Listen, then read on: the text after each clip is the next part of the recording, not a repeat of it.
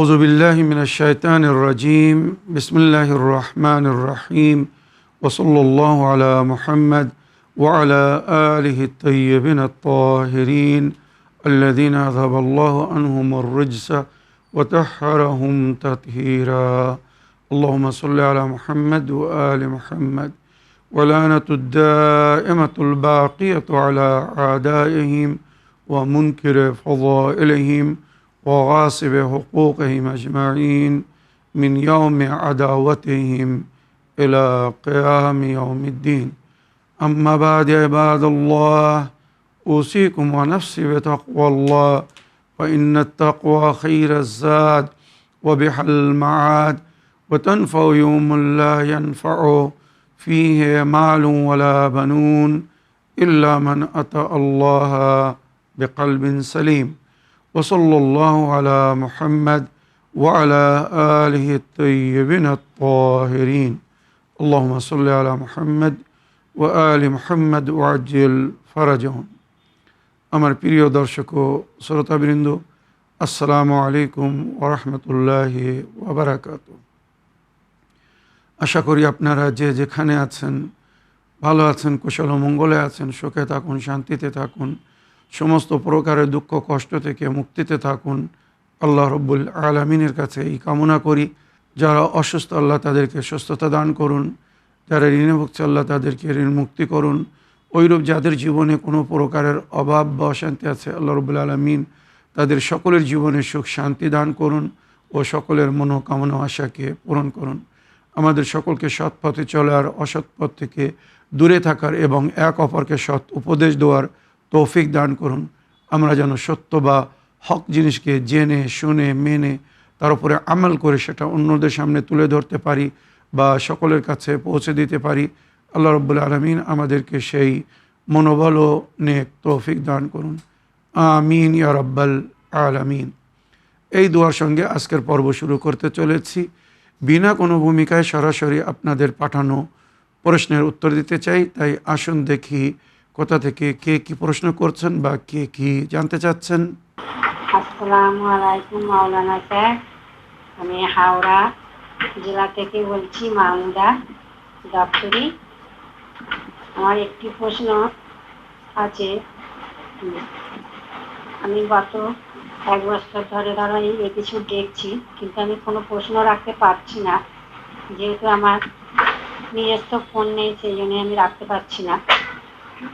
আমি একটি প্রশ্ন করছি যে নামাজ, 5 ওয়াক্ত নামাজ তো পড়ি আমরা, এবার নামাজ পাটিতে দাঁড়িয়ে যেখানটা পড়ি সেই নামাজ পাটিটা ধরো একটু ছিঁড়ে গিয়েছে, সেইখানটায় সেই নামাজ পাটিটা কি করবো? বাদ দিয়ে দেবো নাকি ওতে পড়া চলবে? ওয়ালাইকুম আসসালাম ওয়া রাহমাতুল্লাহি ওয়া বারাকাতুহু। আমার প্রিয় আপামনি, প্রথমবার আপনি প্রশ্ন রেখেছেন বা প্রশ্ন করেছেন, আপনাকে ধন্যবাদ জানাই। এবং বিগত 1 বছর ধরে আমাদের অনুষ্ঠানকে ফলো করছেন। আল্লাহ রব্বুল আলামিন আপনার নেক তৌফিকাতে বৃদ্ধি করুন, নেক হায়াত ও হেদায়েত দান করুন। প্রিয় আপা, আপনি জানতে চেয়েছেন যে আপনি যে নামাজের পার্টিতে মুসাল্লায় নামাজ পড়ছেন, যেখানে দাঁড়ান ওখানে হয়তো কিছু অংশ ছিঁড়ে গেছে। অনেক সময় পায়ের ঘষণে এটা হয়ে থাকে। তো আপনি কি করবেন? ওই পার্টিতে নামাজ পড়বেন না পার্টি চেঞ্জ করে নতুন পার্টি কিনে তাতে নামাজ পড়বেন? তো এ বিষয়ে শরীয়ত বলছে যতক্ষণ ওই পার্টির ওপরে নামাজ পড়া যাবে আর যে জায়গায় আপনি দাঁড়াচ্ছেন ওই জায়গা যদি পাক পবিত্র হয়, আপনার ওই পার্টিতে নামাজ পড়তে কোনো অসুবিধা নেই।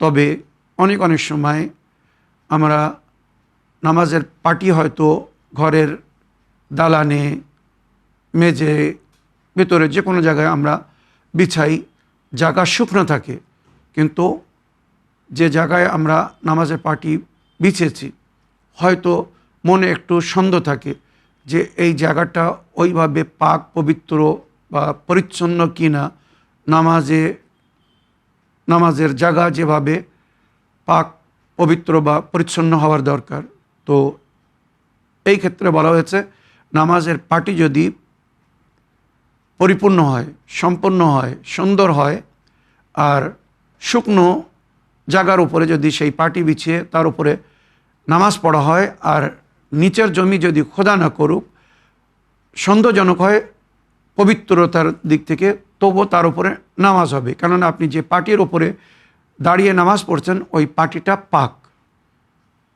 কিন্তু যদি ছেঁড়া পাটির উপরে আপনি নামাজ পড়েন আর আপনার পা সরাসরি যদি ওই অপবিত্র বা যে জায়গার সম্পর্কে মনে সন্দেহ যে জায়গাটা পাক কিনা, যদি ওই জায়গার সঙ্গে টাচ করে নামাজ পড়েন, তো এক্ষেত্রে আপনার নামাজে ইশকাল আসবে, হয়তো ওই নামাজ কবুল হবে না বা ওখানে নামাজ পড়া ঠিক হবে না। তো যদি এমন পরিস্থিতি না হয়, তো আপনি ওই ঘষে যাওয়া বা ছেঁড়া নামাজের পাটির উপরে নামাজ পড়তে পারবেন। তবে উত্তম হচ্ছে নামাজের জায়গা যত উত্তম হবে, যত সুন্দর হবে, তত সওয়াব বেশি পাবেন। নামাজের সময় আমাদেরকে সুন্দর পোশাক পরিধান করতে বলা হয়েছে। যখন আমরা আল্লাহর দরবারে আল্লাহর সামনে হাজির হচ্ছি, তো আমাদের পোশাক বা যেখানে আমরা নামাজ পড়ছি সেটি যেন পাক পবিত্র এবং মুবাহ হয়। এইভাবে যদি মেনটেন করে নামাজ পড়া হয়, তো তার সওয়াব অনেক বৃদ্ধি হয়ে যায়। আশা করি আপনার প্রশ্নের আপনি উত্তর পেয়েছেন। এবারে একটি লিখিত চিঠি পড়ি। আসসালামু আলাইকুম মাওলানা সাহেব, আশা করি আপনি ভালো আছেন। মাওলানা সাহেব, আমার প্রশ্ন হচ্ছে যে আমি অনেক পড়ি কিন্তু পড়া মনে রাখতে পারি না। আপনি যে রব্বি জিদনি ইলমান পড়তে বলেছিলেন, আমি রোজ পড়ি, তাও পড়া মনে থাকে না, মনে রাখতে পারি না। আমি রোজ রাত্রে অজু করে ঘুমাতে যাই, কি করলে আমার পড়া মনে থাকবে একটু বলবেন? আমার 2027 মাধ্যমিক পরীক্ষা। আমার নাম নাদিয়া, আমার জন্যে দোয়া করবেন। আসসালামু আলাইকুম। ওয়ালাইকুম আসসালাম ওয়া রাহমাতুল্লাহি ওয়া বারাকাতুহু। আমার প্রিয় ছোট বোন নাদিয়া, আপনার সেম প্রশ্নের উত্তর এর আগে আমি বিস্তারিত রূপে দিয়েছি। অনেক কিছু ওখানে বলেছি, কি কি করলে ব্রেন বা স্মরণশক্তি বৃদ্ধি হবে, কি কি কাজ থেকে বিরত থাকতে হবে, প্র্যাকটিক্যাল কি খেতে হবে, কোন জিনিসগুলো অ্যাভয়েড করতে হবে।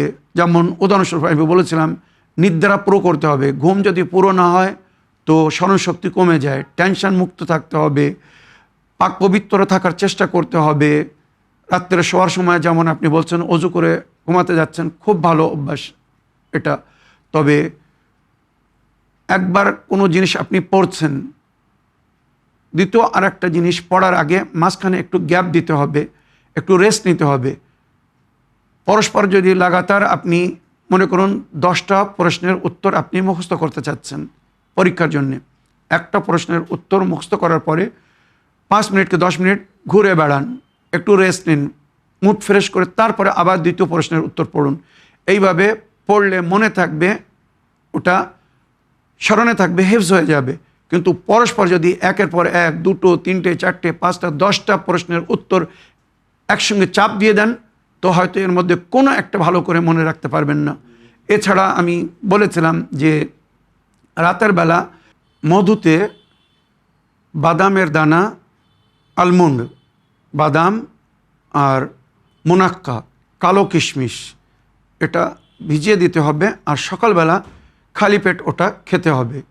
এটা করলে স্মরণশক্তি বৃদ্ধি পাবে। তাছাড়া যদি রাতের বেলা দুধে কুন্দর আঠা, আমি এর বহু গুণগান বহুবার বলেছি, কুন্দর আঠা যদি দুধে ভিজিয়ে দেওয়া হয় আর সকালবেলা দিনের বেলা যে কোনো সময় যদি খাওয়া হয় বা রাত্রের শোয়ার আগে যদি চিবিয়ে খাওয়া হয়, তো ব্রেন বা স্মরণশক্তি অনেক বৃদ্ধি হয়ে যায়, মনে রাখবেন। এছাড়া ফল বা শাকসবজি বেশি খেতে বলা হয়েছে। আর কোরআন তেলাওয়াত করবেন, যত কোরআন তেলাওয়াত করবেন স্মরণশক্তি তত বৃদ্ধি পাবে। এছাড়া আরও অনেক উপায় বলেছি। ওই বিশেষ এপিসোডটি অবশ্যই দেখুন, যেখানে আমি স্মরণশক্তি বৃদ্ধি হওয়ার বিভিন্ন পদ্ধতি বা উপায় বলেছি। আশা করি আপনার প্রশ্নে আপনি উত্তর পেয়েছেন। একটি অডিও প্লে করে দেখি কোথা থেকে কে কি বলতে চাচ্ছেন। সালামুন আলাইকুম হুজুর, আমি হাওড়া জেলা থেকে জিনাত সর্দার বলছি। আমার প্রশ্নটি হলো, জান্নাতের চাবি বইটা কোথায় পাওয়া যাবে? গ্রামে যারা বিক্রি করতে আসে হাদিস কোরআন, তারা যে বলছি কিন্তু বুঝতে পারছে না তারা। ওয়ালাইকুম আসসালাম রহমতুল্লাহি ওবরাকাত। আমার প্রিয় সোনামণি, জান্নাতের চাবি বই যে কোনো জায়গায় পাওয়া যাবে না। বিশেষ জায়গা থেকে এটা সংগ্রহ করতে হবে। স্ক্রিনের ওপরে যে আমাদের সহকর্মীদের নম্বর দেওয়া হচ্ছে, যেমন মাওলানা হাবিবুল্লাহ খান সাহেব, মাওলানা আলী রেজা সাহেব, মাওলানা তাফাজুল মল্লিক সাহেব, বা ইসলামিক বুক সেলার জনাব মুখতার সাহেব, এনাদের সঙ্গে যোগাযোগ করুন, কন্ট্যাক্ট করুন। ওনারা বাই পোস্ট বই পাঠিয়ে দেবেন। আপাতত এছাড়া অন্য কোনো উপায় নেই। হয় ওনাদের কাছে গিয়ে বইটা নিতে হবে, আর নইলে ওনারা অনলাইন পাঠিয়ে দিবে। এর জন্যে আপনাদেরকে বইয়ের মূল্য বা যে হাদিয়া, তাছাড়া পোস্টিং খরচা এক্সট্রা, ওটা পে করতে হবে। আশা করি বুঝতে পেরেছ কিভাবে জান্নাতের চাবি বইটি সংগ্রহ করা যাবে। আগের একটি লিখিত চিঠি পড়ি।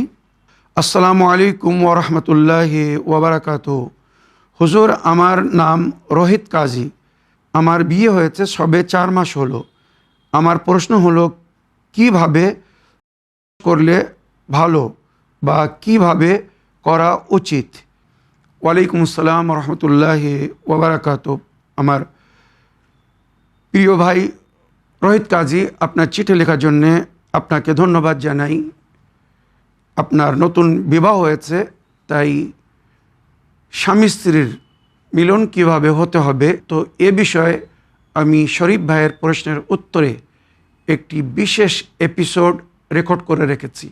পুরো একটি এপিসোড সহবাসের আদাব বা ইসলামিক তরিকা কী, কীভাবে সহবাস করতে হবে, সহবাসের আগে কি করতে হবে, পরে কি করতে হবে, কিভাবে সহবাস করলে বাচ্চা সুন্দর হবে, বুদ্ধিজীবী হবে, মাতা পিতার কোন ভুলের কারণে বাচ্চারা বোবা হয়, অন্ধ হয়, বদ্ধ হয়, সমস্ত বিষয়ে আমি বিস্তারিত আলোচনা করেছি।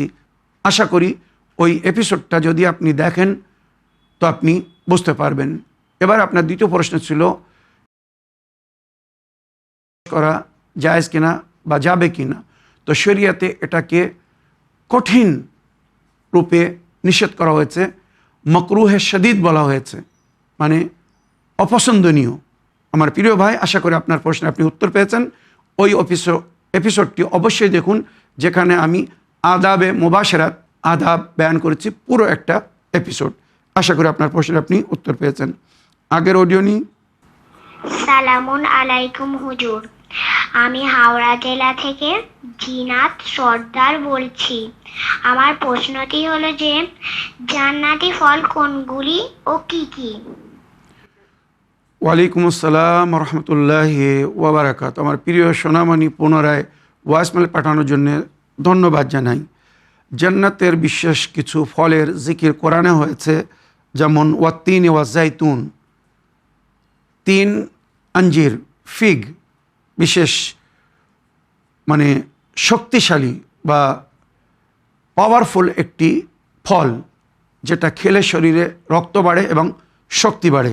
ওইরূপ ওয়া জাইতুন, জাইতুন অলিভ অয়েল, অলিভ খেলে শক্তি বাড়ে বা বাচ্চা সুন্দর হয়, আরও অনেক এর গুণগান জিকির হয়েছে। তো ফলও খাওয়া যায়, আবার জাইতুনের তেলও কিন্তু ব্যবহার হয়। বাংলা ভাষায় মনে হয় এটাকে জলপাই বলে, আমি ঠিক বলতে পারছি না, তবে ইংলিশে এটাকে অলিভ বলে। আর জাইতুন বিখ্যাত, সূরা ওয়াত্তিন ওয়া জাইতুনে এটা উল্লেখ হয়েছে। তাছাড়া রোম্মান মানে ডালিম, আনারের জিকির হয়েছে, সূরা রহমানের মধ্যে কিছু ফলের জিকির হয়েছে, এনাব আঙুর ফল, তুফা মানে সেব, আপেল বা তামার মানে খেজুর ইত্যাদির জিকির হয়েছে।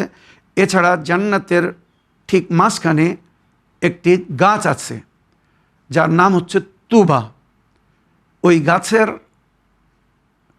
গুণগান এইভাবে রওয়ায়াতের মধ্যে বা তাফসিরের মধ্যে উল্লেখ হয়েছে, জান্নাতবাসী যে ওই গাছের নিচে যাবে বা ওই গাছের কাছে যাবে, আর যে ফল খেতে তার মন চাইবে, সঙ্গে সঙ্গে তার সামনে গাছের ডালে ওই ফল ঝুলবে। আম, জাম, কাঁঠাল, ডালিম, আপেল, আঙুর, যা খাইতে মন চাইবে, যেই ইচ্ছা করবে, মানে মুখে বলাও লাগবে না, ইচ্ছা করবে তার সামনে ওই গাছে ওই ফল ঝুলবে। কোনো বিশেষ ফুলের সুগন্ধ সে নিতে চাচ্ছে, সঙ্গে সঙ্গে সেই ফুলের সুগন্ধ সে পাবে, সেই ফুল তার সামনে ওই গাছে ফুটে যাবে। তো একই গাছে সমস্ত প্রকারের ফল ফুল লাগবে। এটি জান্নাতের মাঝখানে একটি গাছ। রওয়ায়াতে হাদিসে যেটা উল্লেখ হয়েছে, তু বালে শিয়াতে না, আর এবার বলেছেন আমাদের শিয়াদের জন্য, অনুগামী অনুসারীদের জন্য জান্নাতের ওই তুবা গাছ, মানে এটা ইশারা বা ইঙ্গিত, মানে এরা অবশ্যই জান্নাতে যাবে আর ওই তুবা গাছ থেকে লাভবান হবে। তুবালে শিয়াতে না আল মুতামাসসিকিন আবি হাবলিনা ফি গায়বাতি কায়েম, মানে বিশেষ করে এই যুগের জন্যে যারা আমাদের কায়েম ইমামে মেহদী আলাইহিস সালামের গায়বাতের যুগে আমাদের দামান ধরে থাকবে, আমাদেরকে স্মরণ করবে, আমাদেরকে ফলো করবে, আমাদেরকে মেনে চলবে। মনে রাখবেন এগুলো সব রওয়ায়াতের মধ্যে হাদিসের মধ্যে উল্লেখ হয়েছে। তুবালে শিয়াতেনা আল মুতামাসসিকিনা বিহাবলিনা ফি গায়বাতি কায়েমিনা আলা মুআলাতিনা ওয়াল বারাআ মিন আদায়না, আমাদের ভালোবাসার সঙ্গে আর আমাদের শত্রুদের থেকে বিরত থেকে। উলাইকা মিন্না ওয়া নাহনু মিনহুম, এরা আমাদের থেকে আর আমরা তাদের থেকে। কত বড় সম্মানের কথা। তো তুবা জান্নাতে এমন একটি গাছ হবে যার গুণ এইভাবে বলা হয়েছে, সমস্ত প্রকারের ফল ফুল ওই একই গাছে দেখা যাবে বা পাওয়া যাবে। আশা করি প্রশ্নের উত্তর পেয়েছো। আগের অডিও নিয়ে দেখি কোথা থেকে কে কি বলতে চাচ্ছেন। আসসালামু আলাইকুম মাওলানা সাহেব, আমি হাওড়া জেলা থেকে বলছি, মাহমুদা দপ্তরি। আমার একটি প্রশ্ন, আমি 5 ওয়াক্ত নামাজ পড়ি, কোরআনও পড়ি, কিন্তু আমি খুব আস্তে পড়ি। নামাজ পড়ার আমার একটু অনেকটাই দেরি হয়। নামাজ কোরআনও আমি খুব আস্তে, খুব যে তাড়াতাড়ি পড়তে পারি তা নয়, পারি না। তাই এর জন্যে আমার স্বামী নামাজ পড়তে দেরি, নামাজ পড়া দেরি হয়ে গেলে আমার স্বামী একটু বিক্ষিপ্ত হয়ে যায় আমার উপরে, যে এত কেন দেরি হয়। আমি যেগুলো জানি সেগুলো তো পড়বো, ফরজ নামাজ পড়ে কত কি পড়তে হয় আমি জানি, আমি তো পড়বো, আর আমাকে এর জন্য তো আমার উপরে খুবই বিক্ষিপ্ত হয়ে পড়ে। এর সম্বন্ধে একটু বলবেন। ওয়ালাইকুম আসসালাম, কি আলহামদুলিল্লাহ।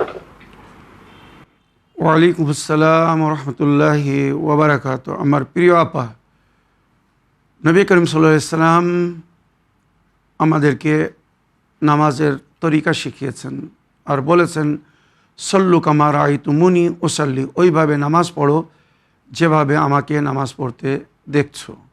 নবী খুব আদবের সঙ্গে, খুজু খুশু মানে আন্তরিকতার সঙ্গে আস্তে আস্তে নামাজ পড়তেন।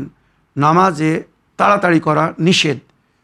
তাড়াতাড়ি করা, দ্রুত নামাজ পড়া মানে শয়তানকে রাজি করা, খুশি করা। রহমানকে খুশি করার জায়গায় শয়তানকে যদি কেউ খুশি করতে চায় তো সে তাড়াতাড়ি নামাজ পড়ে। কেননা শয়তান চায় যে এই ব্যক্তি যেন ভালোভাবে কেরাত না করে, ভালোভাবে রুকু না করে, ভালোভাবে সেজদা না করে, ভালোভাবে জিকির আজকার যেগুলো করতে বলা হয়েছে সেগুলো যেন না করে। মনে রাখবেন অনেক সময় নামাজের মাধ্যমেও শয়তান ধোঁকা দেয়। এক সময় নবীজি, নবী করিম সাল্লাল্লাহু আলাইহি ওয়াসাল্লাম মসজিদে আসছেন আর এসে দেখছেন একজন ব্যক্তি নামাজ পড়ছে, কিন্তু খুব দ্রুত, সুপারফাস্ট ট্রেনের মতো নামাজ পড়ছে, না ঠিকভাবে রুকু করছে, না ঠিকভাবে সেজদা করছে। তো নামাজ শেষ যাওয়ার পরে নবী তাকে বললেন যে তুমি এইভাবে এত দ্রুত নামাজ কেন পড়ছো? তখন সে বলল, আমি এক সময়ে 1000 রাকাত নামাজ পড়ি, তাই এত দ্রুত। নবী কি বলছেন? তোমার এক রেখাত নামাজেরও সওয়াব তুমি পাবা না, তোমার এই নামাজ কবুল না। বা রওয়ায়েতে লেখা হয়েছে ওই নামাজের অবস্থায় যদি তুমি মারা যাও তো তুমি জান্নাতের সুগন্ধ পাবা না, জাহান্নামে যাবা। কেননা যেভাবে আল্লাহর উপাসনা করতে বলা হয়েছে তুমি সেইভাবে করছো না। 1000 না, এক রেখাত পড়ো, সুন্দরভাবে পড়ো, নম্রতার সঙ্গে, ভদ্রতার সঙ্গে, আন্তরিকতার সঙ্গে, কাতর হয়ে। উদু রাব্বাকুম তাদাররুআন ওয়া খুফিয়াতান, কোরআনের মধ্যে উল্লেখ হয়েছে নিজের প্রতিপালককে ডাকো, স্মরণ করো। এই নামাজ কি? আল্লাহর সামনে প্রার্থনা করা, দোয়া করা। তো তাদাররুআন ওয়া খুফিয়াতান, গিড়গিড়াতে হয়ে, আন্তরিকতার সঙ্গে, কাতর হয়ে, নিরাবিলে নামাজ পড়ো। তো যদি আমরা তাড়াতাড়ি করি তো শয়তান এই নামাজ দেখে খুশি হয় যে এ না ভালোভাবে রুকু করতে পারছে, না ভালোভাবে সেজদা করতে পারছে, না ভালোভাবে অন্য জিকির ও আজকার করছে। তো শয়তানকে খুশি করার জন্য নামাজ পড়বেন না, আল্লাহকে খুশি করার জন্য নামাজ পড়বেন আন্তরিকতার সঙ্গে, আরামে আরামে।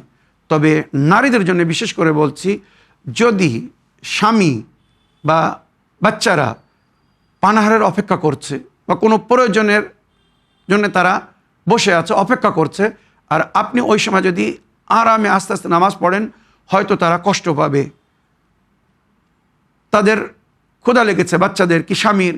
তো এক্ষেত্রে আমাদেরকে শরীয়ত বলছে একটু দ্রুত, মানে মিডিয়াম, না খুব তাড়াতাড়ি না খুব আস্তে আস্তে, মিডিয়ামে নামাজ পড়ে নিজের স্বামীর সেবা করো, বাচ্চাদের সেবা করো। নফল নামাজের চেয়ে তো বেশি সওয়াব স্বামীর সেবায় বা বাচ্চাদের সেবায় আল্লাহ রেখেছেন। এবারে আর একটা লিখিত চিঠি পড়ি। আসসালামু আলাইকুম, জনাব মাওলানা সাবির রেজা সাহেব, আমি নদিয়া জেলা থেকে সুরাজ শেখ বলছি। মাওলানা সাহেব, আমার প্রশ্ন হলো কবিরাহ গুনাহ সম্পর্কে আপনি একটু বিস্তারিতভাবে আলোচনা করবেন। ওয়ালাইকুম আসসালাম রহমতুল্লাহি ওয়া বারাকাতুহু। আমার প্রিয় ভাই সুরাজ শেখ সাহেব, আপনি সবসময় সুন্দর প্রশ্ন করেন যার মাধ্যমে অন্যরা শিক্ষালাভ করে। আশা করি আপনার সঙ্গে সঙ্গে অন্যরাও শিক্ষালাভ করবেন। কাবিরা গুনাহ ওই সমস্ত গুনাহকে বলা হয়েছে যে গুনাহ আল্লাহ তাড়াতাড়ি ক্ষমা করেন না যতক্ষণ পাপের প্রায়শ্চিত না করা হয়। মনে রাখবেন, যেমন শিরক, ইন্না শিরকা লা যুলমুন আযীম, আল্লাহর সঙ্গে কাউকে শরিক করো না। যদি কেউ আল্লাহর সঙ্গে কাউকে শরিক করে বা কাউকে আল্লাহর সঙ্গে শরিক করে, তার মানে সে গুনাহে আজিম করেছে। এই গুনাহ থেকে সে যদি তওবা না করে, নিজের পাপের প্রায়শ্চিত না করে, যাদেরকে আল্লাহ শরিক করেছে যদি সেই আকীদা বা বিশ্বাসকে ত্যাগ না করে, তো এই ব্যক্তি কখনো ক্ষমা পাবে না। শরীয়ত বলছে, কোরআনের মধ্যে উল্লেখ হচ্ছে, ইন্না শিরকা লা যুলমুন আযীম, শিরক সবচেয়ে বড় জুলুম। মানুষ অন্যর ওপরে জুলুম করে, কিন্তু অনেক সময় মানুষ নিজেদের ওপরেও জুলুম করে এই সমস্ত অন্যায় বা পাপের মাধ্যমে। গুনাহে কাবিরা মানে নিজের ওপরে নিজে জুলুম করা, যেমন মাতা পিতার কথা অমান্য করা, অবাধ্য হওয়া। মাতা পিতা কোনো কাজের জন্য বলছেন, ছেলে বলছে আমার সময় নেই, আমি করতে পারবো না, আপনার কাজ আপনি করে নিন। মাতা পিতার হুকুম না মানা গুনাহে কাবিরা। ওইরূপ নবী ও নবীর আহলে বায়তের যে তালিমাত, যদি সেগুলো ফলো না করা হয়, এগুলো গুনাহে কাবিরা। বা আল্লাহ আমাদেরকে যে সমস্ত কাজগুলো করতে বলেছেন, নামাজ, রোজা, হজ, যাকাত, হুমুস আদায় করতে বলেছেন, অন্যায়ের বিরুদ্ধে জিহাদ করতে বলেছেন, আমর বিল মারুফ, অন্যদেরকে নেকি দিকে আমন্ত্রণ জানানোর জন্য বলেছেন। কোরআনের বিভিন্ন আয়াতে তার উল্লেখ হয়েছে। নাহি আনিল মুনকার, অন্যায় থেকে মানা করেছেন, ভুল কাজ করো না, বা করতে যদি কাউকে দেখো তো নিষেধ করো, মানা করো। তাওয়াল্লা, আহলে বাইতকে ভালোবাসতে বলেছেন। তাবাররা, আল্লাহ রসুল আহলে বাইতের যারা দুশমন তাদের থেকে বিরত থাকার জন্য বলা হয়েছে। এই সমস্ত যে ফরিজা, যদি কেউ এগুলো আদায় না করে, তার মানে সে গুনাহে কাবিরা করেছে।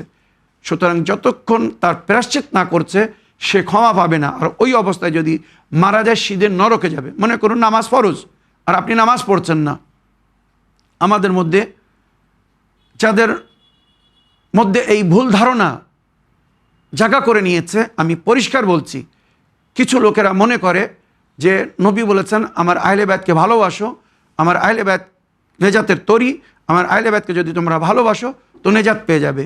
সুতরাং কিছু লোকেরা মনে করে শুধু আহলে বায়াতের মায়া মহব্বত মানে মুখে বলা বা অন্তরে একটি স্থান দান করা, স্থান দেওয়া যে আমরা আহলে বায়াতকে ভালোবাসি, নেজাতের জন্য যথেষ্ট। কখনো না। আহলে বায়াত নেজাতের তরি, তো ওই তরিতে সবার হতে হবে। কেউ যদি নদীর ধারে দাঁড়িয়ে কিস্তির, নৌকার বা লঞ্চ বা পানির জাহাজ যা কিছু আছে প্রশংসা করছে নদীর ধারে দাঁড়িয়ে, কিন্তু লঞ্চে নৌকায় সওয়ার হচ্ছে না, যে যার উপরে সওয়ার হলে সে পার করতে পারবে, ওই পারে যেতে পারবে, নৌকায় সওয়ার হচ্ছে না, নৌকার প্রশংসা করছে, কত সুন্দর নৌকা, কত সুন্দর রং, কত সুন্দর কাঠ ব্যবহার হয়েছে, কত সুন্দর ঢাল, সব প্রশংসা করছে, নৌকা সওয়ার হচ্ছে না। এই ব্যক্তি কি পার হতে পারবে? বলুন, কখনো না। ওইরূপ আহলে বায়াতের প্রশংসা করলে শুধু পার হওয়া যাবে না, নেজাত পাওয়া যাবে না। আহলে বায়াতের তালিমাতকে ফলো করতে হবে, আহলে বায়াতের কথা মতো জীবনযাপন করতে হবে। এই হচ্ছে আহলে বায়াতের তরি, ওই তরিতে সওয়ার হতে হবে। ইমাম রেজা আলাইহিস সালাম বলছেন, কেউ যদি ভাবে যে আমার জন্যে আহলে বায়াতের মায়া মহব্বত যথেষ্ট, নামাজ রোজা হজ যাকাত কিছু করার দরকার নেই, ওইরূপ কেউ যদি ভাবে আমার জন্য শুধু নামাজ যথেষ্ট, রোজা হজ করাই যথেষ্ট, আহলে বায়াতের ভালোবাসার কোনো প্রয়োজন নেই, উভয়ই ভুলের মধ্যে। কেননা আল্লাহ উভয়কে এক অপরের সাথী করেছেন। বিনা আহলে বায়াতের ভালোবাসায় কোনো নেকি আমাল কবুল হবে না, যেটা নবী বলেছেন, লা তুকবাল আমালুল উম্মাহ ইল্লা বিওলায়াতিন আহলুল বায়াত, আমার উম্মতের কোনো আমাল কবুল হবে না আহলে বায়াতের ওলায়াত ছাড়া। তো আহলে বায়াতকে যদি ভালো না বাসে তো তার নামাজ রোজা হজ যাকাত কিছু কবুল হবে না। ওইরূপ কেউ যদি আহলে বায়াতকে ভালোবাসে আর তার সঙ্গে যদি সে নামাজ না পড়ে, রোজা না রাখে, হজ না করে ফরজ হওয়ার পরে, জাকাত না দেয়, খুমুস না দেয়, অন্যের বিরুদ্ধে পদক্ষেপ না নেয়, অন্যের বিরুদ্ধে যদি না বলে, আমর বিল মারুফ নাহি আনিল মুনকার না করে, যেগুলো শরীয়তের হুকুম, ইমাম রেজা আলাইহিস সালাম বলছেন আমাদেরকে যারা ভালোবাসে তারা কখনো আল্লাহর কোনো হুকুমকে অমান্য করতে পারে না। আল্লাহ যেটা আদেশ করেছেন, করতে বলেছেন, তারা সেটাই করবে। মহব্বতে আহলে বাইত এবং আমালে সালেহা মানে ফরিজা এক অপরের সঙ্গী বা সাথী, এক অপরের সঙ্গেই কবুল হবে। নামাজ বিনা মহব্বতে কবুল হবে না আহলে বাইতের ভালোবাসা না থাকলে, আর আহলেদের বাইতের ভালোবাসা যদি থাকে আর তার সঙ্গে যদি নামাজ না পড়ে তো এই ভালোবাসাও তার কোনো কাজে আসবে না। এই জিনিসটা মনে রাখতে হবে। কেন এই কথা বললাম? আমাদের মধ্যে অনেকেই আছে তারা অন্যায় পাপ ভুল করছে কিন্তু পাপের প্রায়শ্চিত করছে না। তো তাদের জন্য আমি পরিষ্কার বলছি, যদি কেউ আহলে বায়াতকে ভালোবাসে, আহলে বায়াতের অনুগামী অনুসারী হয়ে থাকে, তো আহলে বায়াতের কথা মানতে হবে। আর তার সঙ্গে সঙ্গে মানে আহলে বায়াত তো পরে, আগে আল্লাহর হুকুম মানতে হবে, নবীর সুন্নাতকে পালন করতে হবে, আহলে বায়াতের তালিমাতের উপরে আমাল করতে হবে, তারপরে সে নেজাত পাবে বা পার পাবে। তো গুনাহে কাবিরা খোদা না করুক কেউ যদি করে ফেলে কোনো কারণে, নামাজ কাজা হয়ে গেছে, রোজা কাজা হয়ে গেছে, হজ করতে পারেনি, যাকাত দিইনি, খমস আদায় করেনি, এগুলো আগে আদায় করতে হবে। যতক্ষণ এগুলো আদায় না করবে ঋণ শোধ করতে হবে। ঋণ যদি না শোধ করে তার দান খয়রাত কিছু কবুল হবে না। আসসালাতু আমুদুদ্দিন ইন কবেলাত মা সওয়া ওয়াইন রুদ্দাত মা। নামাজ হচ্ছে দিনের ভিত। যদি নামাজ কবুল হয় অন্য নেকি কবুল হবে, আর নামাজ কবুল যদি না হয় অন্য কোনো নেকি কবুল হবে না। তো মনে রাখবেন, গুনাহে কাবিরা ওই সমস্ত গুনাহকে বলা হয়েছে যার আল্লাহ আদেশ করেছেন, নবী আদেশ করেছেন, আহলে বায়াত আদেশ করেছেন যে এই সমস্ত কাজ থেকে তোমরা বিরত থাকো। গুনাহে কাবিরা যেখান থেকে আল্লাহ ও রাসূল আহলে বায়াত নিষেধ করেছেন ওখান থেকে বিরত থাকতে হবে। যদি কেউ জেনে শুনে জোরপূর্বক বা আল্লাহর হুকুমকে অমান্য করে, নবীর হুকুমকে অমান্য করে, আহলে বায়াতের তালিমাতকে অমান্য করে গুনাহ করে আর তওবা না করে, পাপের যদি প্রায়শ্চিত না করে, তো ওই ব্যক্তি কখনো নিজাত পাবে না, রেহাই পাবে না, সে কখনো জান্নাতে যেতে পারবে না। আমার প্রিয় ভাই, আশা করি আপনার প্রশ্নে আপনি উত্তর পেয়েছেন। এই বলে আমার আজকের বক্তব্য এখানে শেষ করলাম। ওয়া আখিরু দাওয়ানা আলহামদুলিল্লাহি রাব্বিল আলামিন। ওয়াসসালামু আলাইকুম ওয়া রাহমাতুল্লাহি ওয়া বারাকাতুহু।